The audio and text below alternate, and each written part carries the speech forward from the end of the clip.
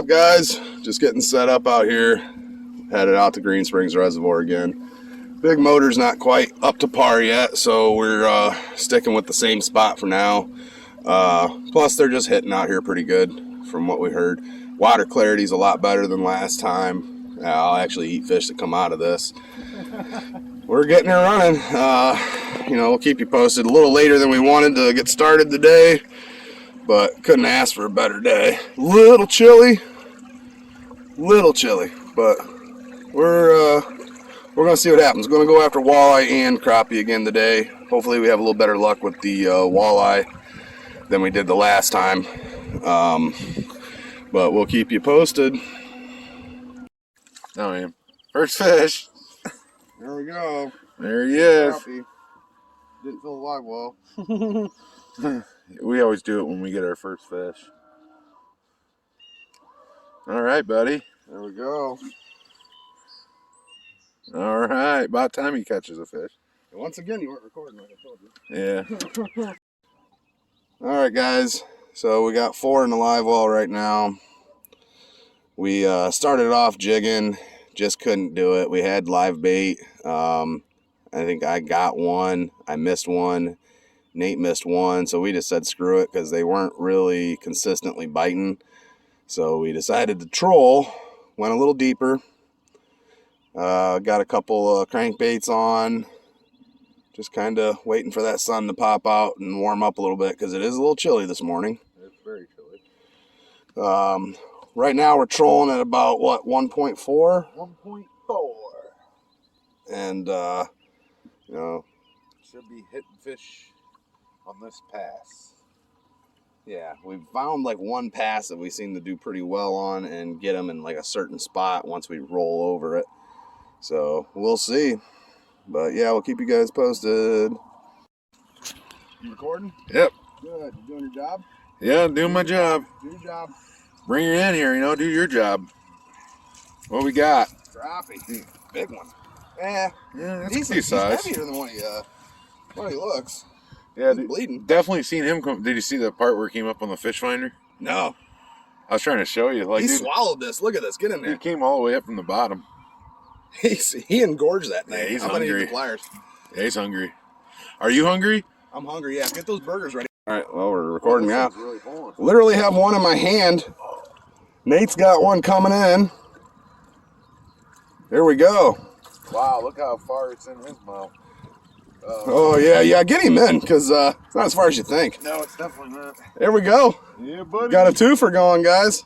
Nate, hold her up. Don't be dumb. There you go. I feel like mine's bigger. Let's hold him up here. Yeah, mine's definitely bigger in a lot of aspects of life. Yeah, he's there. Nate's reeling this one in manually by hand because he's a soup sandwich and he got his poles tangled up. So we're manually doing this one. Barely on there. He's in the boat. Oh my God. Yeah, we got a lot of line just flopping around. I'll take care of the fish. Yep, you're good. We got our fishy. Good one too. Nice job. Bit on the green one. Green one? Yeah, and I was not far out. So he must have been a shallow one. What was my phone doing? I just couldn't get it on for a sec. Hold that fish up. Don't be a... Yeah, that's about a 2-incher right there, buddy. Yeah, same as you know what I mean? The whole universe knows what I mean. Yeah, do your job and, throw that where it belongs. Yeah, I will. Back in the water. All right, so for this one here, we had music playing in the background, so we didn't really want to take a chance on that. But this one was a pretty cool fish because we were trolling and oddly enough, we got a yellow perch. Not the biggest one, but definitely caught us by surprise. We did get it in the boat here. I just want to let it be known that I didn't leave the music playing in the background. That would have been Nate soup sandwich again. But nonetheless, nice perch, and at least we got it in the boat.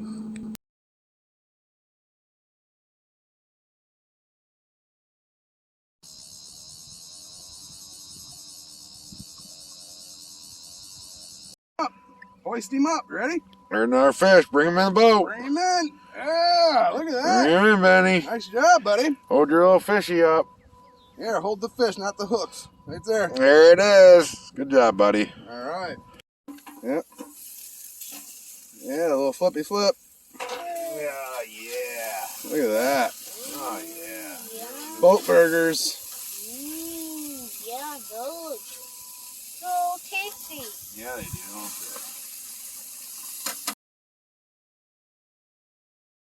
Hey guys, I'm gonna do crappie cakes today. I went ahead and poached off all of the fillets. I'll show a picture of that. All you're doing is just getting to a simmer, not to a rolling boil. They'll either start to float or they will start to fall apart. You should be able to tell if you've seen the, fish are flaking apart and stuff. So you should be able to tell when they're done. So anyways, I'm just gonna start out with the cakes. You just want to break it up as you're putting it in the bowl. It's all right if you have a little bit of water in there. You don't want a lot, so try to keep it either in a strainer or whatever. But you're just breaking them up into little chunks.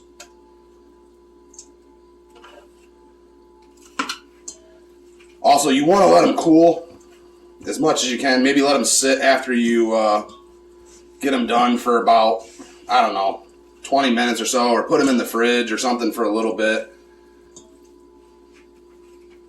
Then you got chopped bell peppers,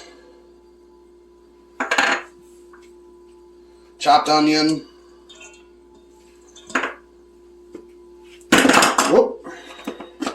breadcrumbs.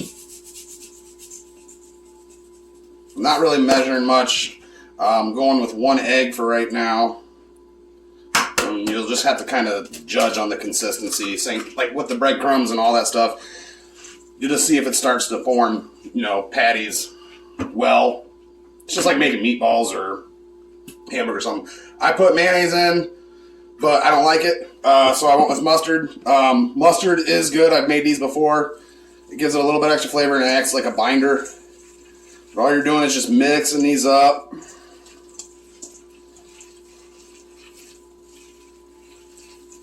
And like I said, you'll be able to kind of tell if you need to add more breadcrumbs, if you need to add more mustard, or an egg. It's kind of it's dry and it's starting to come apart a little bit, so I'm going to add a little bit more mustard.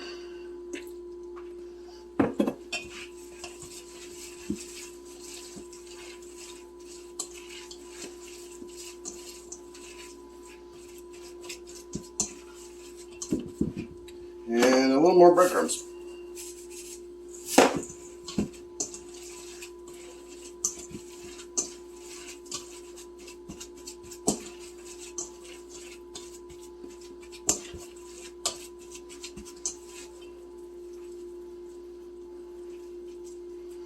And all you're doing is you're starting off like forming like a meatball. And then you just kind of lightly flatten it out, crimp up the edges a little bit. And then you got a crappie cake. And you can pan fry them, you can air fry them, you can bake them in the oven. Once you get the patty like this, you get them all made up. I always sprinkle extra breadcrumbs on top to make it crunchy when you do fry them or bake them or whatever you're going to do with them. So I'll get to the next part in a second. All right, get a little bit of olive oil in the pan. And you want to get this thing really hot because you're searing them real quick, flipping them.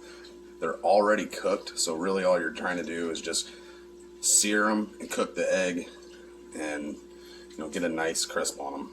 Okay, so I forgot to put in the seasonings on camera. So when you're mixing up all of your ingredients to form the patties, put all your seasonings in. I'll have it listed in the description below. Anyways, so what you want to do is get them ready to be fried. I showed you, I got my pan going already. I use different breadcrumbs too. So when you're mixing the ingredients, I just use regular Italian style breadcrumbs. The ones that I want on the outside, I want them to be a little bit more crispy, so I put Italian style panko on there, and it makes it a little bit more crunchy when you're eating them and everything. But I'm only going to fry up a couple, and then I will cut to showing you guys how to vacuum seal them. I got certain kind of vac seal bags and everything, but I'll get to that in a little bit. But let's go ahead and fry a couple of these up.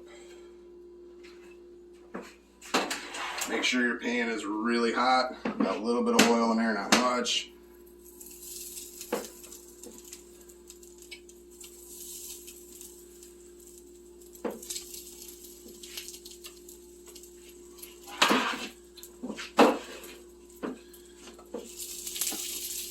You can also deep fry these or do whatever. Like I said, they're already cooked. You can test it and see if that's how you want it. I want it a little bit more.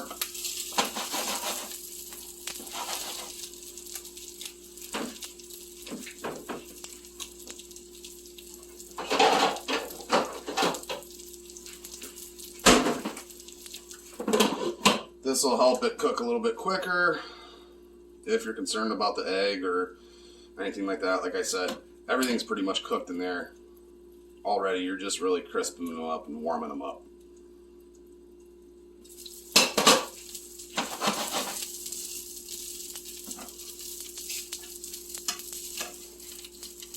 I'm gonna be a little more delicate than I am, but yep, you want them to be kind of hard when you're to touch when you're getting them going there when you flip them, and then just let them go, and then I'll show you guys how to make the sauce that I'm going to do on top in a minute here. Hey guys, so for the sauce I'm doing piccata. I got the pan nice and hot. I'm just going to add in a little bit of garlic, about a tablespoon.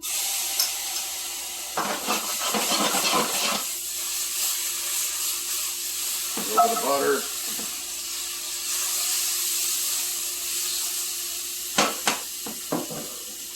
Capers.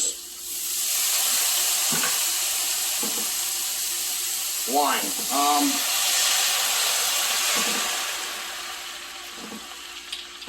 Kind of use it to deglaze the pan and to get a nice flavor. Most piccata recipes will call for just a white wine or a Pinot Grigio. I like the flavor of sherry. That's kind of a preference thing, but I just think it tastes better. It's a little bit more rich. Half a cup. I don't really measure. I guess it depends on how much sauce you want to. But really what you're just looking for is it to reduce the alcohol out. Still keep that flavor. Then I add in a little bit of the lemon juice.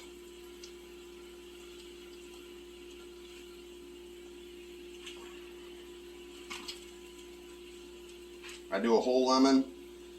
I try to keep the seeds out. And I'm going to toss in some more butter.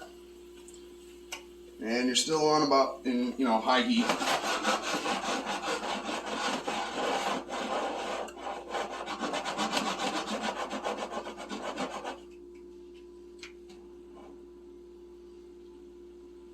All right.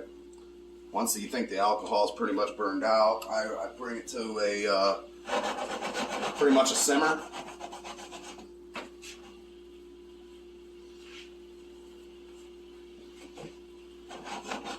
I want all that butter to melt there.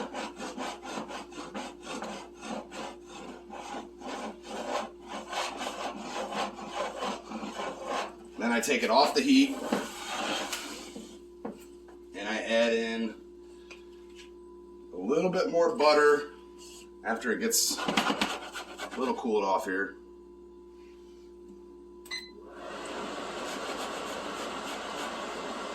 And then this butter that you're adding in now should make it a little bit more creamy, because you're not on the heat. Just keep kind of mixing it up.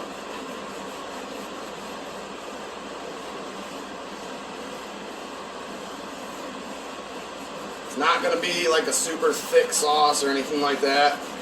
Very lemony.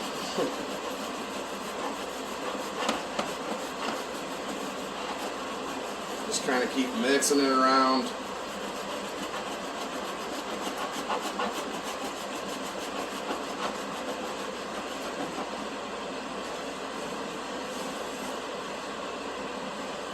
And then you add it to your crab cakes. Now you don't have to add all of it, just enough to taste or whatever. You don't want it to, you know, make them mushy or anything, just enough to give it a little flavor. You can see the sauce is kind of changing colors a little bit because of the butter you added in after. It's a little bit more creamy, but yeah, it's a thin sauce.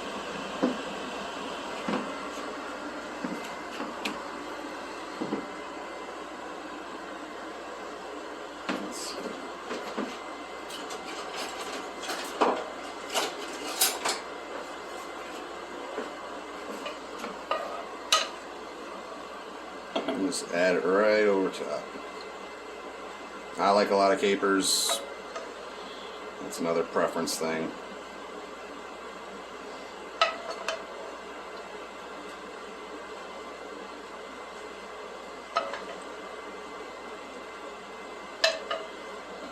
And there you go. Alright guys, I took what I didn't cook and put it in the freezer just to let them firm up a little bit before I vac seal them. I do that when I'm just doing fillets. I get done cleaning crappie, walleye, whatever. You can get these liquid block, the barrier bags, but you got to pre-freeze them before you use them, unless you have the really big, nice vac sealer. You have to, otherwise you start the process, and then any liquid from the fillets, they retain a lot of water. It'll just go right up on there and it'll screw up your seal. So I pre-freeze them, just let them get a little bit firm. You don't want them to freeze or burn or anything like that. I'm talking like a half hour to an hour tops, just to let them get a little bit firm and so that the water won't squeeze out of them when you put them in here. But I leave them breaded, everything's done, so that once you do want to make these, all you gotta do is pop them out of the freezer, deep fry them, bake them, pan fry them, whatever you want to do. I try to only put a few in each bag. You don't want them to mash up next to each other and freeze together. But anyways, all you're doing is just putting a few in a bag, keep them separated. You don't want them on top of each other. Pop it in your vac seal.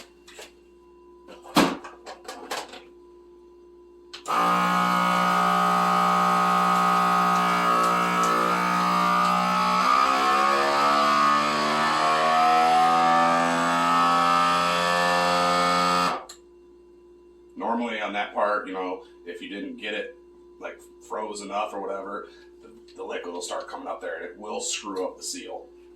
But as long as it stays nice and dry, you're all set. The light went out. Pop it open. I always double check the bag, make sure I got a good seal. We're good to go. And that's it. Pop them in the freezer.